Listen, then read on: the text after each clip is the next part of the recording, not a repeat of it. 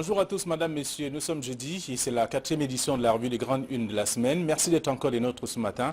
La presse est disponible dans les kiosques aujourd'hui. La nouvelle expression parle de Bamenda avec les sécessionnistes qui accentuent la pression sur le Social Democratic Front. Et comme vous le savez, c'est le premier parti de l'opposition camerounaise qui a donc été contraint de délocaliser, bien entendu, le lieu des assises ou du congrès national qui débute ce matin pour le palais des congrès de Bamenda dans une ville sous très haute surveillance policière, c'est ce que dit le journal, mais les explications sont à lire en page 3 de ce numéro. Le même journal parle également de Douala avec une chambre de torture dans une gendarmerie, la pratique très courante dans, bien sûr, dans les locaux de la compagnie de gendarmerie de Ndogbon, c'est ici à Douala, a été donc dénoncée par une victime qui a passé donc une semaine d'enfer et qui a donc saisi l'antenne de la sécurité militaire du littoral. C'est à lire également en page 7 du journal. Le journal s'intéresse aussi à la forme de l'État avec la position ambiguë de Chief Mokete. Le patriarche s'est dit donc favorable au fédéralisme alors qu'au Sénat, il est resté muet sur la question en page 2 et on parle aussi de la CAN 2019 avec le silence sur le taux d'avancement des chantiers et même on parle aussi des diplomaties avec George Weah qui embrasse Macron. Ce sont des informations à découvrir dans le journal disponible ce matin. Info Matin parle de Cameco et Air France en flagrant délit. La compagnie aérienne nationale, donc son homologue hexagonal, a traversé donc d'autres pavillons, font monter d'ailleurs la pression pour s'arroger un juteux marché. C'est ce que dit le journal en page 3. Le même journal parle également de la création d'emplois avec la recherche et bien sûr l'entrepreneuriat qui doivent donc agir en synergie. C'est ce que recommande d'ailleurs Madeleine Tuente qui est le ministre de la Recherche scientifique et de l'innovation dans le cadre des journées de recherche scientifique qui se tiennent du côté de Yaoundé. C'est à lire en page 4 du journal, disponible aussi ce matin. Et puis l'Indépendant parle de succession avec le scénario des lobbies ethniques, non selon bien entendu les pourfendeurs du régime. La tentation du pouvoir dynastique donc est une hypothèse à ne pas exclure dans les batailles successorales que l'on présente d'ailleurs dans le journal ce matin, en page 4 de ce numéro, et même l'essentiel de ce matin, qui est un autre journal qui parle de la crise anglophone.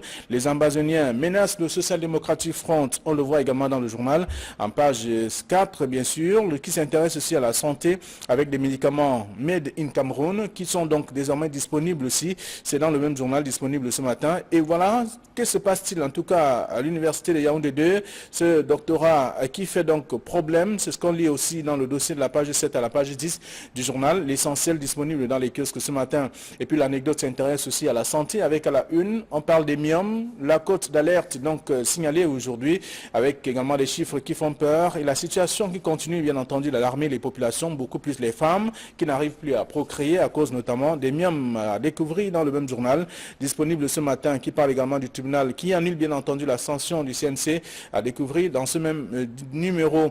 Et puis le quotidien de l'économie s'intéresse à autre chose. Le Cameroun, une stabilité gouvernementale contre-productive. Le journal parle bien entendu de quelques pays de la sous-région qui se sont battus et qui ont réduit en tout cas l'effectif du gouvernement. Mais le Cameroun reste avec son gouvernement pléthorique. Que se passe-t-il concrètement? Est-ce qu'il ne faut pas éviter, tout au moins tricher également ce qui se passe ailleurs pour copier le bon exemple aussi? C'est ce que dit le journal dans ses explications dans le dossier que propose ce numéro disponible dans les kiosques ce matin. On parle également des investissements avec 5 milliards de francs CFA pour la production des médicaments au Cameroun. C'est à lire dans le journal au quotidien de l'économie. Le financier d'Afrique qui est également disponible s'intéresse aux finances exclusives avec notamment les freins à l'essor de la microfinance en zone CEMAC. Tout cela continue en page 2 et 11 de ce numéro avec des enjeux du réaménagement ministériel au Gabon aussi. C'est un autre article à découvrir dans le même journal. Pourquoi les appartements meublés font courir à Douala? C'est également un autre volet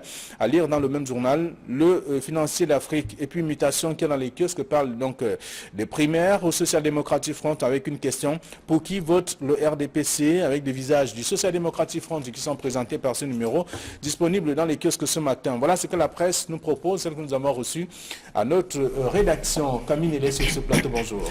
Bonjour Flavien Valonongo, bonjour téléspectateurs d'Equinox Télévision. Merci d'être avec nous en tout cas. Vous avez parcouru quelques sujets traités par la presse. Ce matin, la nouvelle expression qui parle donc des sécessionnistes qui accentuent en tout cas la pression sur le Social Democratic Front et qui est engagé, qui a entamé donc son congrès ce matin à Bamenda.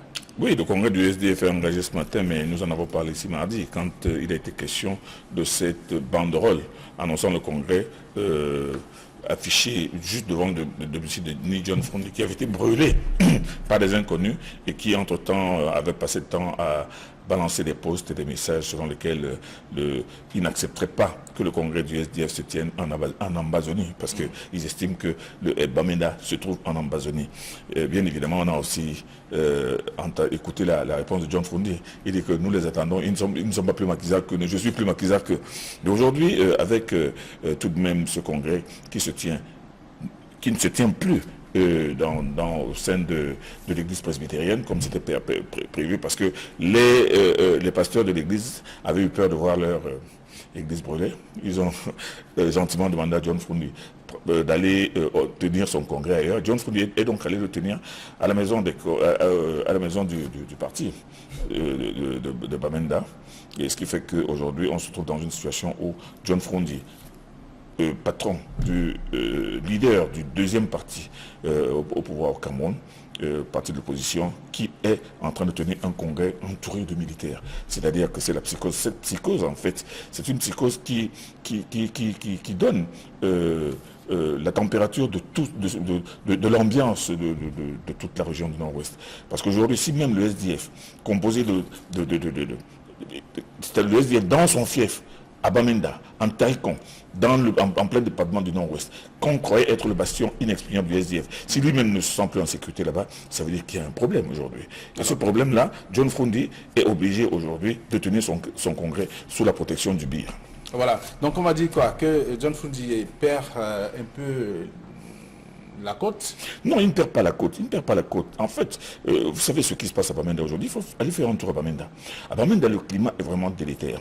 Non seulement il y a cette psychose de la peur qui hante toutes les populations, mais il y a aussi surtout cette escalade de la surenchère et surtout de la violence. Une violence intériorisée de plus en plus. Vous savez, à Bamenda aujourd'hui, demandez à n'importe quelle personne qui vient de Bamenda et vous dira que les gens se radicalisent.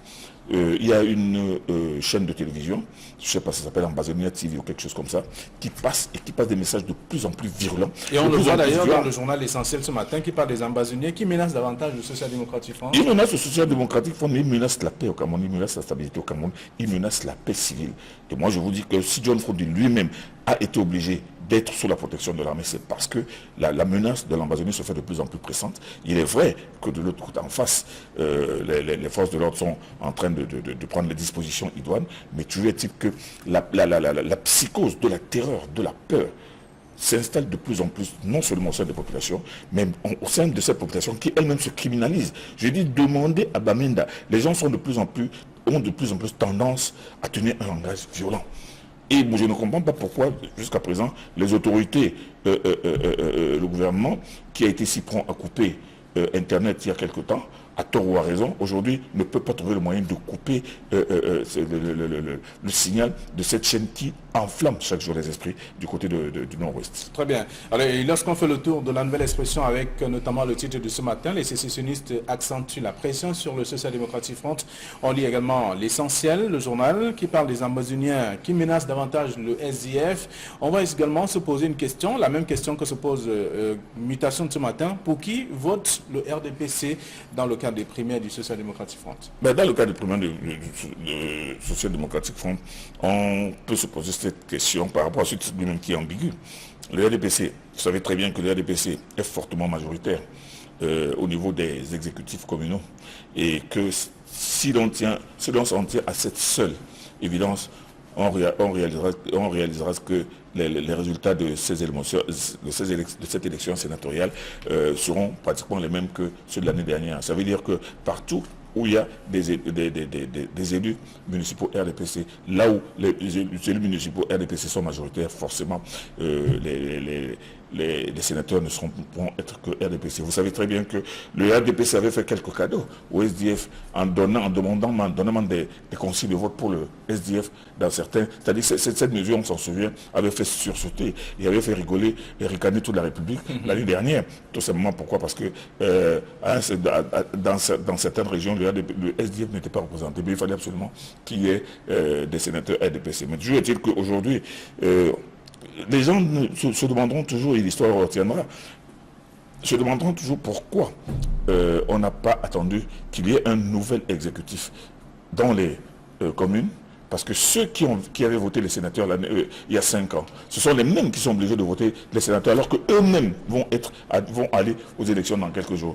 Il est vrai qu'il y avait le souci pour le président de la République de respecter la loi, qui disait que les sénatoriales devaient se tenir à tel moment, le mandat des sénateurs se terminait à tel moment. Moi, je pense qu'à ce moment-là, il avait aussi le pouvoir d'exiger le report de la sénatoriale après les municipales. Bon, il est resté dans une ligne légaliste. Il a tenu à respecter le délai de la limite du mandat des sénateurs. Et c'est pour ça qu'on se retrouve dans un schéma tout simplement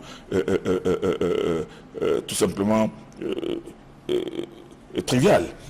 Où on se rend compte que les élus qui sont en train de lire, les élus municipaux qui sont en train de lire les sénateurs eux-mêmes ne vont peut-être même pas être élus dans quelques mois. On a commencé déjà à voir qu'il y a, ou à observer des éclats de voix, en tout cas, et même des tripatouillages au sein de ces différents partis politiques qui vont présenter les candidatures, en tout cas, à cette sénatoriale.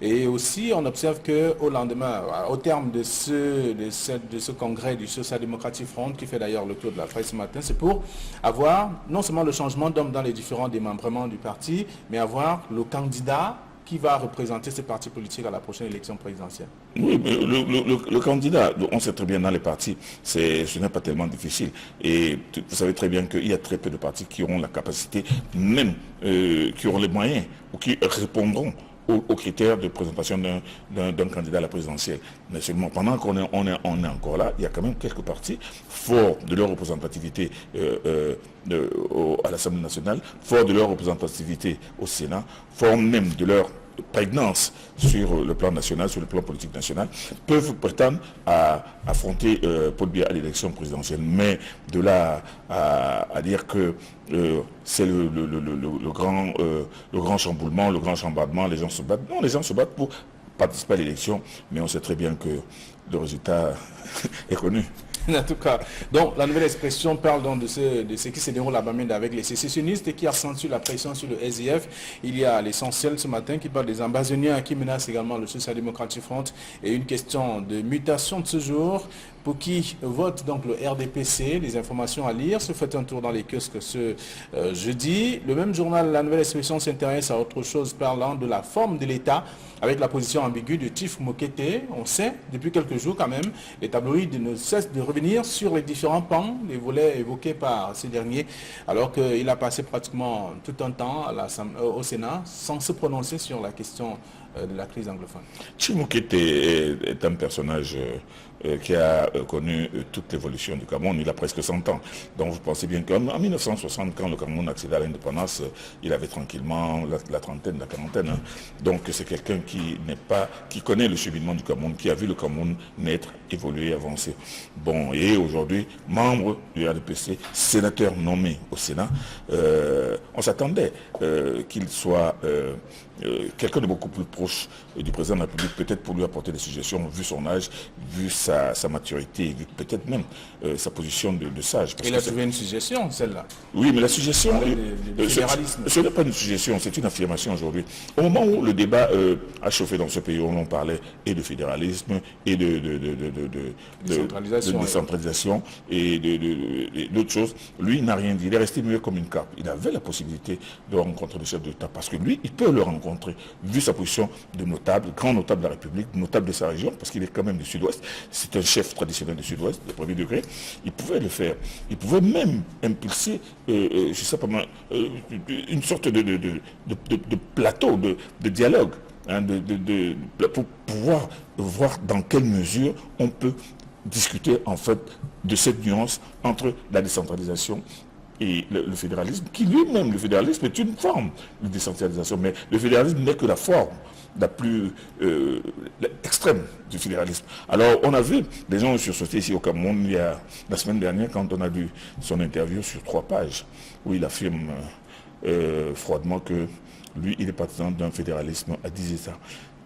10 États, mais comment 10 États indépendants comme le Nigeria, qui forment leur gouvernement, on gère leur économie, gèrent leur politique, gèrent tout. Ou alors 10 États qui, selon la forme de la décentralisation, sont quand même solidaires et fonctionnent d'une certaine manière. Il parle d'une décentralisation en 10 États, mais vous savez très bien qu'aujourd'hui, compte tenu de la réalité sociologique, s'il faut passer à la décentralisation aujourd'hui, il faudrait revoir. Il faudrait revoir même le nombre d'États à décentraliser. Le nombre de régions, je veux dire, de régions à décentraliser. Pourquoi? Parce qu'il y a certaines régions qu'on ne pourra plus laisser toutes seules. Regardez, l'Ouest est la région la plus petite du Cameroun. Est-ce qu'on veut faire de la région de l'Ouest une seule région, ou alors prendre l'Ouest et peut-être le Nord-Ouest pour en faire un État un peu plus grand, prendre la région du Sud-Ouest et celle du littoral, qui sont beaucoup plus proches sur le plan sociologique et sur le plan culturel, regarder par exemple la région de la Damawa, qui est très très grande, la laisser telle qu'elle, c'est-à-dire qu'il faudra une discussion. La région de l'Est aussi. La région de l'Est aussi qui est très très grande. Bon, maintenant, est-ce qu'on va prendre une partie de la région de l'Est pour la coller à la Damawa, pour la coller au centre ou au sud? C'est pour ça que je dis que quand il faudra passer à la décentralisation, il faudra un véritable débat, il faudra de véritables études sociologiques, ethnologiques et même géopolitiques pour que les gens se retrouvent entre eux. Parce que la région, comme la gestion d'une région, sera basée sur le sentiment de gérer les mêmes choses, les choses qui sont les vôtres. Donc il ne faudra pas que certains se sentent exclus ou bien certains soient en autarcie. Donc le problème de la régionalisation et de la décentralisation, moi je pense que cela devra passer automatiquement, soit par un débat national, soit par les 2 chambres. Et à ce moment-là, il faudra que les gens se mettent d'accord et pour comprendre que même une décentralisation à 10 États sera chimérique. Okay. C'est pour ça que beaucoup de gens aujourd'hui sont en train de réfléchir dans leur coin, de faire toutes sortes de calculs d'apothicaires pour se dire que quelle formule on va pouvoir trouver. Mais pour le moment, je vous jure que c'est pas. Il ne suffit pas de dire que je suis pour la décentralisation, mais quelle décentralisation et combien de régions à décentraliser et comment décentraliser ces régions. Très bien. Donc on parle de forme de l'État avec notamment la position ambiguë de Tif Mokete dans le journal La Nouvelle Expression en page 2. Et donc avec ce volet, le patriarche qui s'est dit favorable donc au fédéralisme alors qu'au Sénat, il est resté muet comme une carpe durant toute la période. Et donc, on peut lire tout cela dans le journal. On va également lire un autre article dans La Nouvelle Expression qui fait mal ce matin, parlant de la ville de Douala, une chambre de torture dans une gendarmerie. On parle de la compagnie de gendarmerie de Ndogbon. Et la victime est obligée d'expliquer ce qu'elle a pu subir. C'était pratiquement de l'enfer, dit le journal. Moi, je dis le titre, une chambre de torture dans une compagnie de gendarmerie, je le trouve un peu excessif. Et je pense que ce n'est pas de cette manière qu'il fallait formuler. Effectivement, une personne a été interpellée, a été gardée à vue, peut-être même en brûlant les délais de garde à vue prévus par la loi.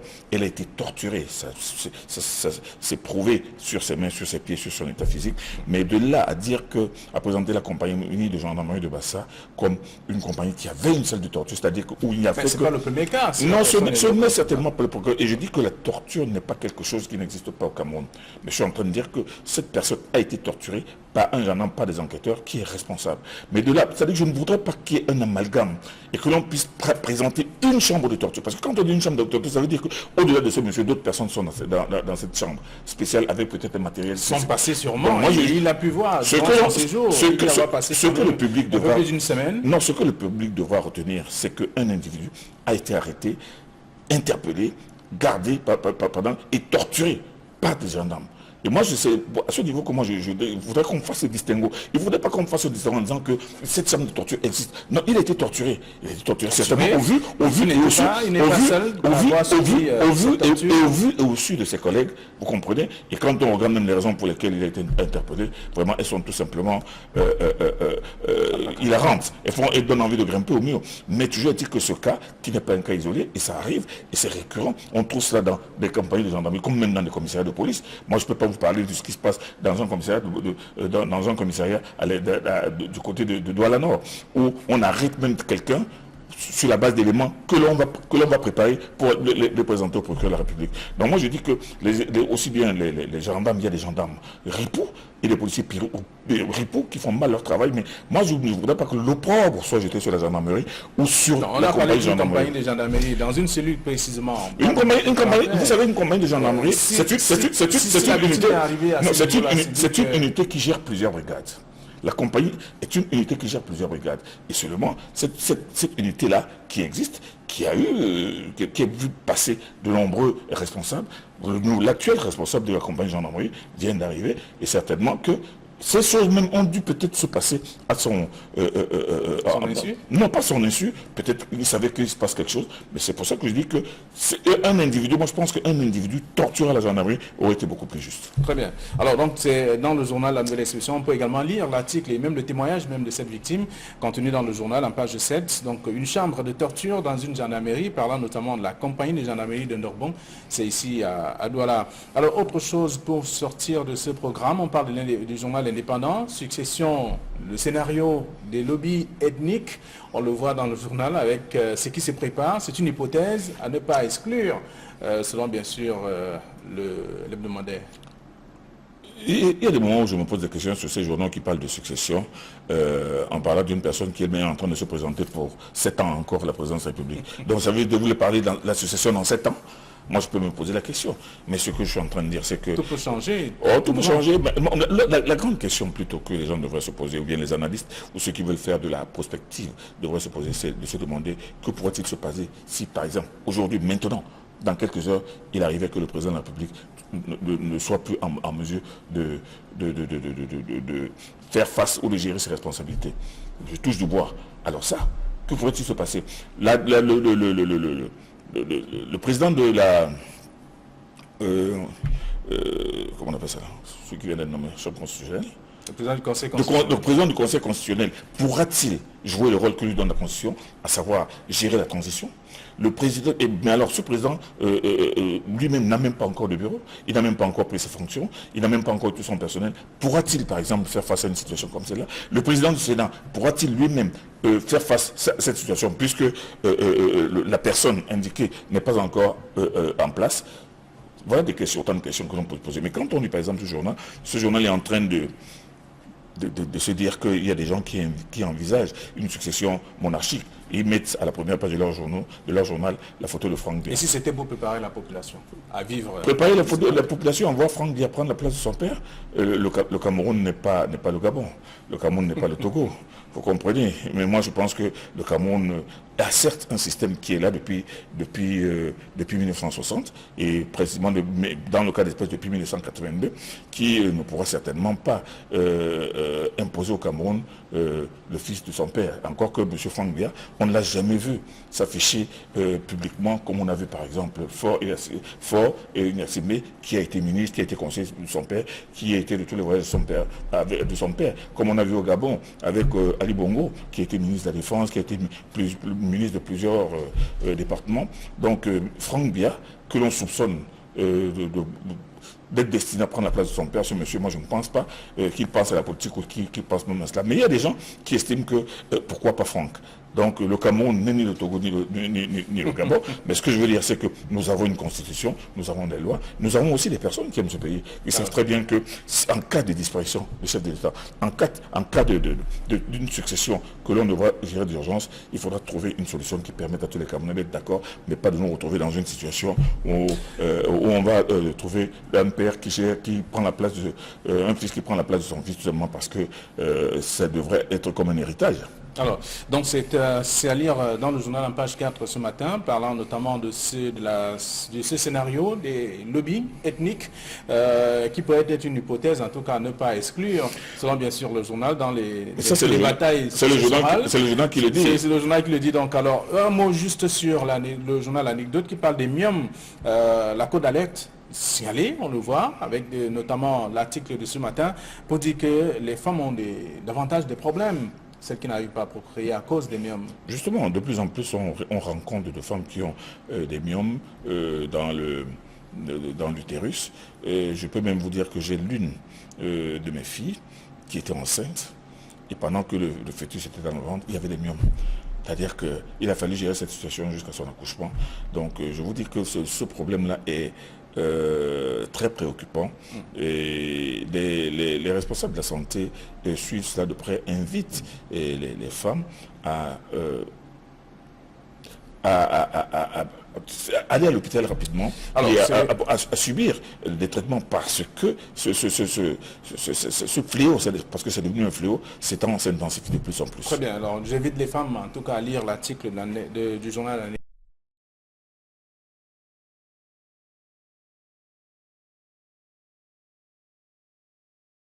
Anecdote, également éviter aussi avec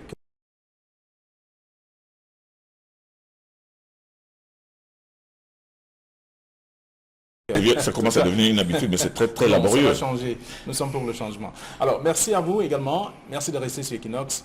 La suite, c'est dans les kiosques.